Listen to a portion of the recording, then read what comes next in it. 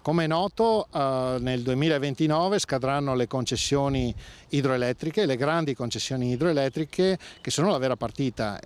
Con la legge che abbiamo fatto approvare in Consiglio regionale a seguito della legge nazionale fatta dal ministro Giorgetti, nel 2029 le centrali idroelettriche diventeranno di proprietà del territorio. Le centrali idroelettriche tornano al territorio. A indire la nuova gara sarà proprio la Regione del Veneto a partire dal 2029 insieme alla provincia di Belluno che gestisce il sistema idrico.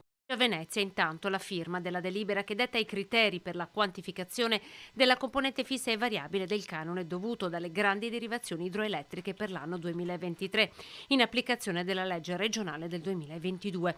Nel bellunese sono presenti 2/3 delle centrali idroelettriche di tutto il Veneto. La delibera conferma che il 100% dei canoni incassati nel territorio rimarrà alla provincia. La quota fissa rimane fissata a 40 euro per ogni kilowatt di potenza nominale media annua di concessione.